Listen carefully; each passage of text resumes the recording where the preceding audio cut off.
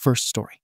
My sister attempted self-harm after she revealed her cheating with my fiancé in the heat of an argument, stating it's unfair that my life is better than hers.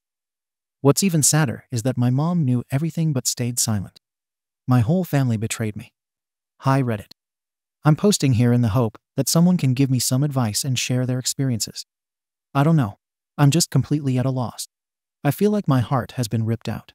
My fiancé, let's call him Jake, and I have been together for 7 years. I don't know a life without him. I met him at university. We stayed together past graduation and moved into a flat that we bought together 2 years ago. He proposed last summer, and we were set to wed in July 2017. We have had very few problems until now. My sister, let's call her Sarah, is an extremely volatile person. Growing up, I doted on her completely, but she had a lot of personal issues that made our home life turbulent. Her childhood was very different from mine. My parents had very little money. They were on the brink of divorce, and my dad was physically violent on a number of occasions. While things improved drastically in the years after I was born, she has an abundance of problems that stem from this. My parents feel a lot of guilt about Sarah's upbringing and used to let her get away with some shocking behavior. Sarah had the same boyfriend for as long as I can remember. They dated when they were 16, and their relationship was toxic. They habitually broke up and got back together. When they were good, they were crazy in love. But more often than not, she would have these insane arguments, sometimes physical, with him, and then take out her frustrations and despair on myself and my parents. I remember spending many nights lying by her side in bed while she cried so hard she would retch. After their arguments, she would throw plates and glasses at the wall and hit herself. Sometimes she would hit me and my parents too. It was like he was a drug to her, and she was emotionally stunted and didn't know how to see anything past their relationship. 2 months ago, her boyfriend called things off for good. I don't know what gave, but after nearly 2 decades together, he finally had enough. He booked a one-way ticket to another country, changed his number, deleted all social media profiles, and essentially disappeared from Sarah's life. To this day, she still won't explain what caused this, but it was long overdue. To say Sarah was devastated is an understatement. She moved out of their shared rented apartment and in with my parents. I would visit her most days after work, where she would flit in between explosive rage and an almost catatonic silence, staring at the wall with tears streaming down her face. At one point, we were all extremely worried she might seriously harm herself and organized for her to see a therapist, something I had suggested for years. Of course, she backed out days before her appointment, and there were no consequences. She is, after all, a grown woman. She just hasn't changed emotionally in the entire time I've known her, and she still acts like a teenager. 2 days ago, I went to visit Sarah, who was in bed in her darkened room. I let myself in and attempted to speak to her, telling her about my day at work.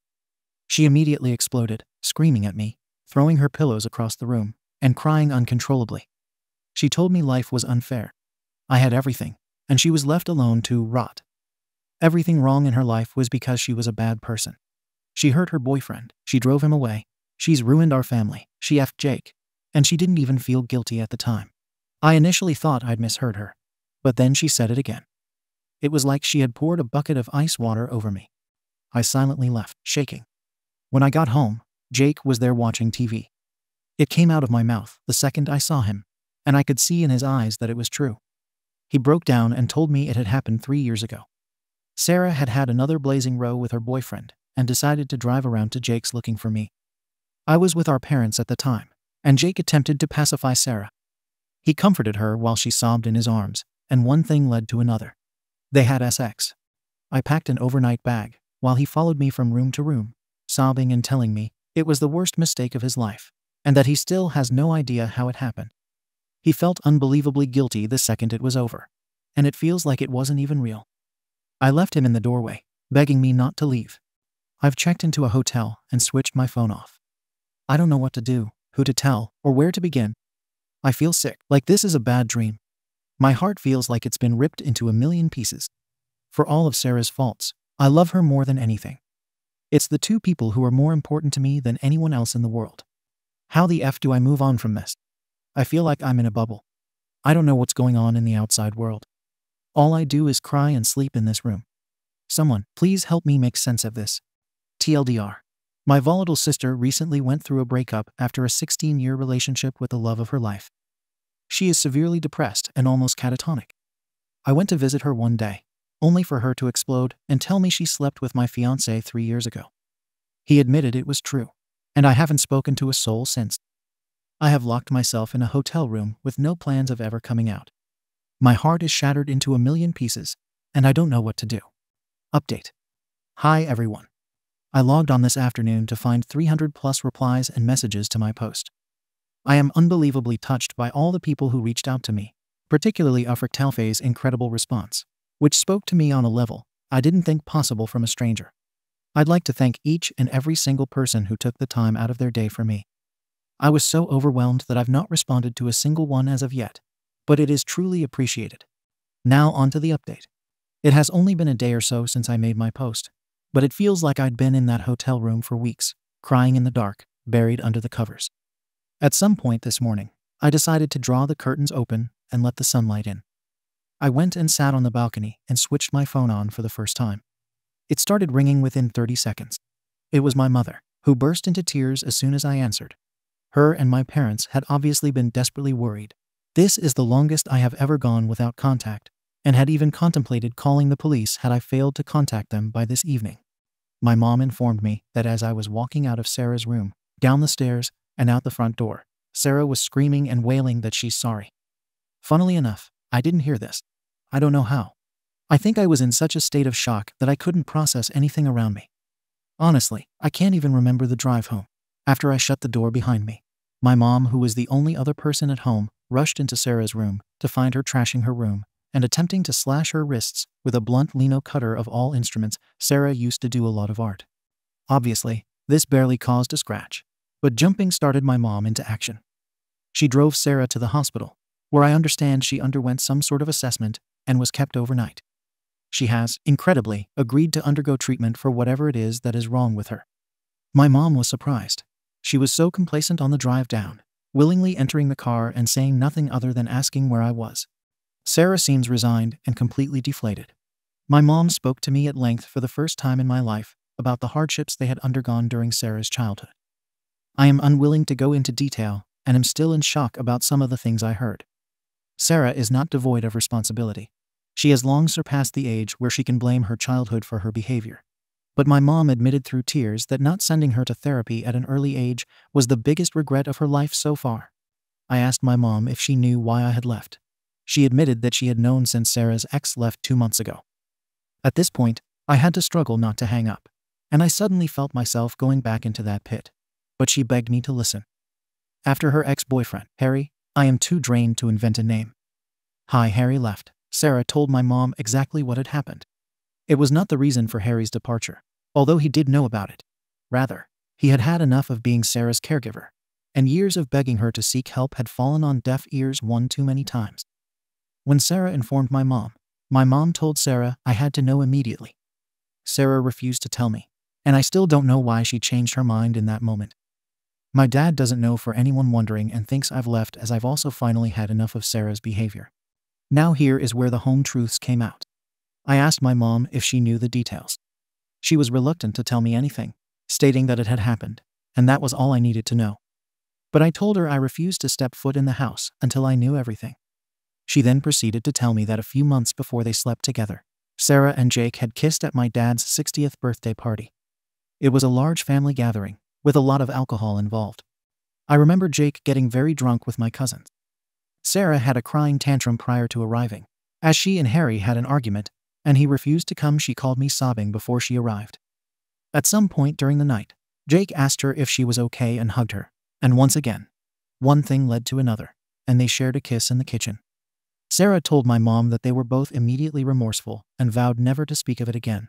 But Sarah deliberately sought him out the night they slept together, knowing he was unlikely to turn her down. She openly admitted she did it to get back at Harry, who had cheated on her during one of their many infamous breaks. I don't think I even entered her thoughts. At this point, I'd heard enough.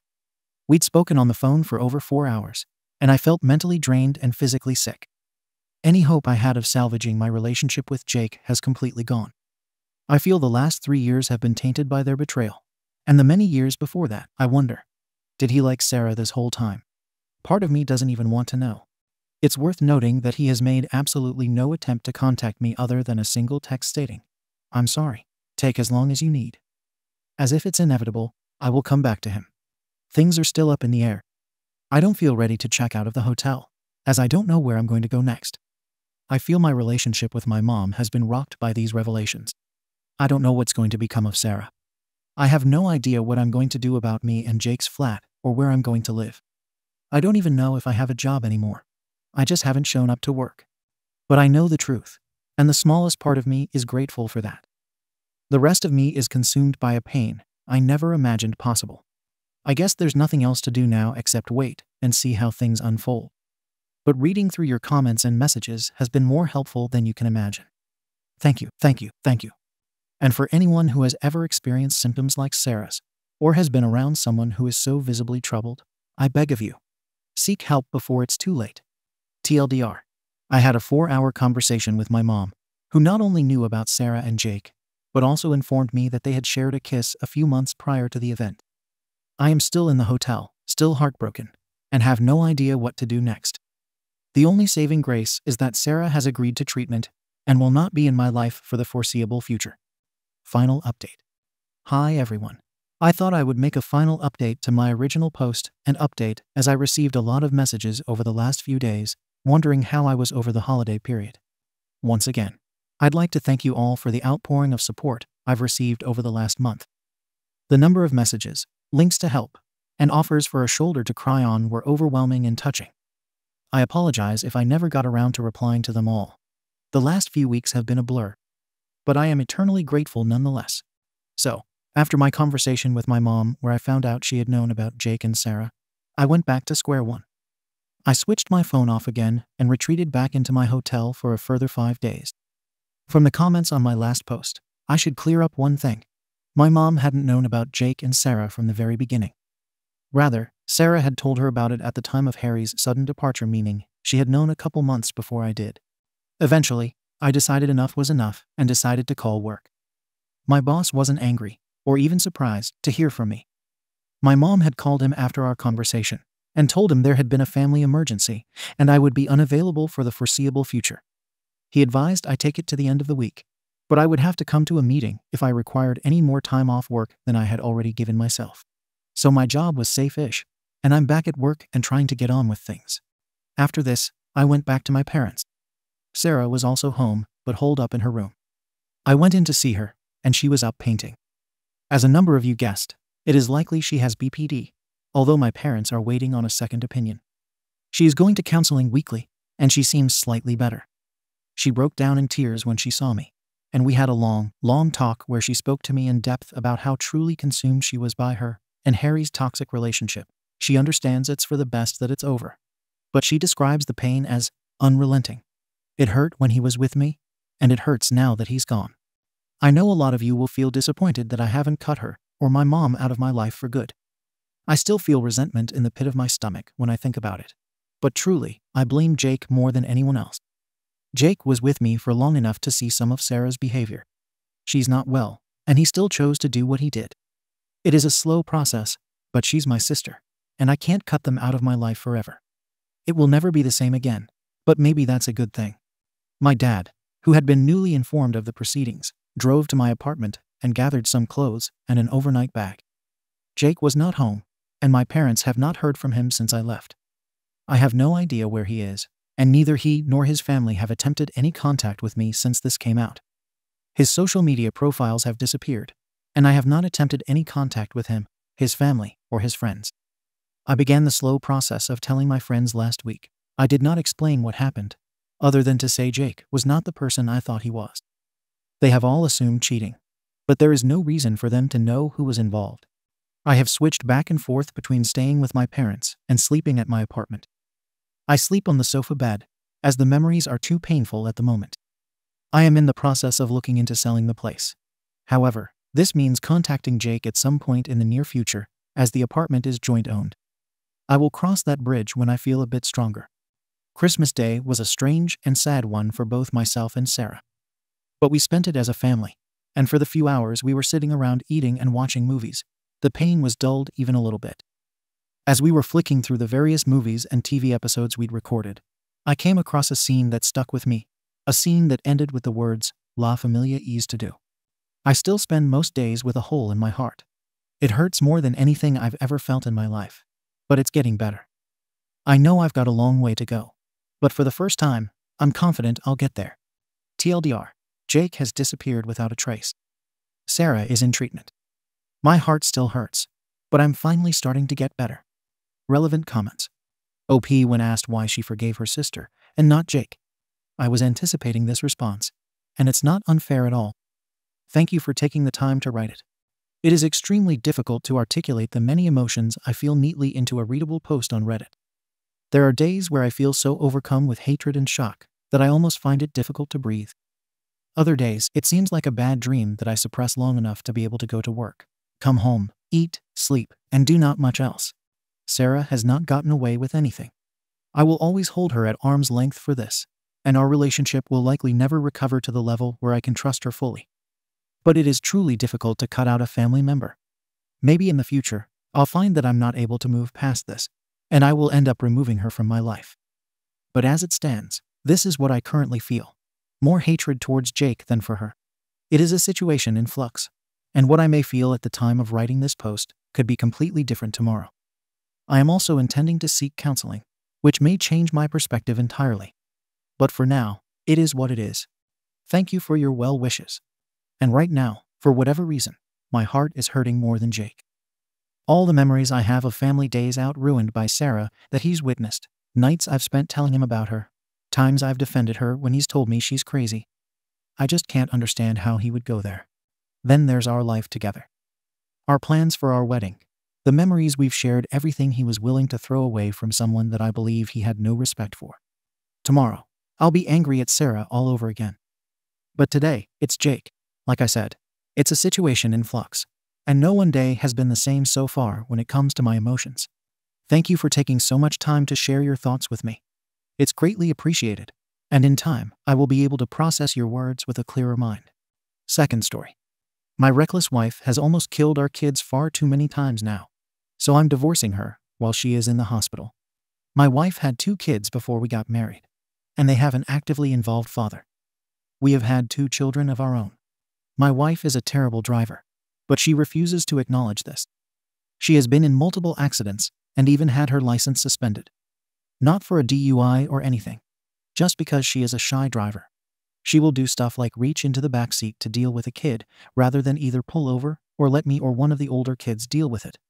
She got T-boned in August last year because she took her foot off the brake at a red light to pick up my son's soother that had fallen out. She didn't put the car in the park. Thankfully, only she was injured. All 4 kids were in the car. I have had it. I told her that she was welcome to endanger herself and her kids. But if I am in the car, or if our children are in the car, she will keep her eyes on the road and her hands on the steering wheel. She is finally at the point in her rehab where she can drive again. I reminded her of what I said. I told her that I loved her. I said that her older kids were important to me and that I loved them too. But I told her that if she ever decided to do stupid SHT while driving, our relationship would be over, and I would make it part of our divorce that she not be allowed to drive with my kids in the car. She started crying and said she didn't do it on purpose. I asked her how exactly she took her hands off the wheel, took off her seatbelt, took her foot off the brake, and turned around to pick up the soother by accident. She said that I'm treating her like an idiot. I don't think I am. My children have to be safe. Before you ask, I try to do as much of the driving as I possibly can. I have stopped drinking when we go out. I traded in my car that I loved for an SUV, so there is room for all of us. I offered to pay for Uber, so she didn't have to drive if I wasn't available. She actually likes driving. Her ex and her parents are on my side. He also told her that if she ever thinks about endangering his kids, he would either go for full custody or ask that she be barred from driving with his kids in the car. Her parents have threatened to stop helping her pay her stupidly high insurance premiums. She thinks we are being unfair because she loves her kids and would never intentionally harm them. She just loses concentration when one of the kids needs something and doesn't think to ask for help. Relevant comments. Commenter. The part I'm hung up on is, you don't care how she drives with her kids or if she's alone. If you care about her, you should. This part is alienating. The topic itself is NTA. How you're approaching it sounds like YTA. Edit. I'm not defending her feelings. I'm saying all kids should be protected. OP. You have no idea how many times I have begged her to drive safely. But I agree that I should have been nicer. I3XG. YTA. She's already shown you she's a horrible driver. Why do you keep giving her changes? Tell her she doesn't drive with any kids anymore. Her whole excuse of, I didn't do it on purpose, she can say at the eulogy of your dead kid. Why are you guys giving her more chances? She can kill herself if she wants. But all kids shouldn't be in a car when she is behind the wheel. If any kids need a driver and you or your ex are busy, then it's an Uber.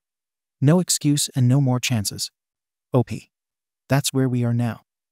Our older kids have told her straight up that they will get out of the car or call the cops if she can't be safe. Commenter. It's when it's just her and her kids, but not me and my kids. You're a family, and this distinction alone makes you an arsehole, regardless of how horrible she is at driving. If it's that bad, you drive. And love your spouse's kids as your own. Otherwise, what's the effing point of being a family?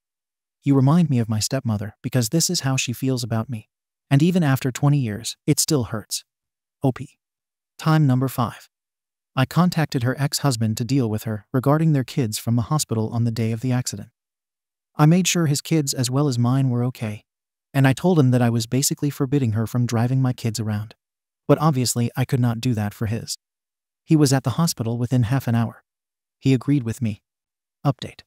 My wife was involved in a single vehicle accident. She was seriously injured. But, thank goodness, no one else was in the car with her. I have spoken to her about her driving habits, and I warned her. I went to see her in the hospital, and then I went to a lawyer. I am also going for full custody with only supervised visitation for her. I am sick to death of her driving habits, and I will not wait for her to injure or kill one of our kids with her bullshit. I feel bad for doing this while she is in the hospital and facing charges. But I can't take any more chances on her. Relevant comments. Soikrpa. Can you tell us more about her driving habits? Her age? Her health? Is she driving drunk? Is it something that can be worked on? Or is she willing to change? 100% of the kids' safety comes first. But are you ready to end a marriage without exhausting all possible options? Or maybe you have, and those details aren't in your post. Forgive all my questions. Haha. I was just truly curious as to more details on the situation. Regardless, I would document all the instances and dates of her reckless driving to have that information ready and keep the kids from riding with her at all costs. Do other people in her life see this issue? Have other people tried to talk to her about it? Okay, that's all my questions for now. OP. She has been in several serious accidents from getting distracted while driving. She was still doing rehab from her last accident when this one happened. IMJKR. NTA, I remember your last post. Protect yourself and your kids. OP. I can't believe it happened this quickly. I'm just glad none of the kids were with her. IMJKR. I definitely understand that. Has she said anything about the new accident? Realized that she had a problem. If I remember right, she was very upset about you stating that she should not drive with the kids in the car anymore. OP. She left some paperwork in the back seat, so she parked. Then she went to grab it. Unfortunately, she left the car in gear, stepped on the gas, and drove into a canal by the mall. I'm just done. Thank you for watching the video. If you are interested in listening to these kinds of stories, we've got more in store for you. Simply subscribe to our channel, hit the like button, and share it with your friends.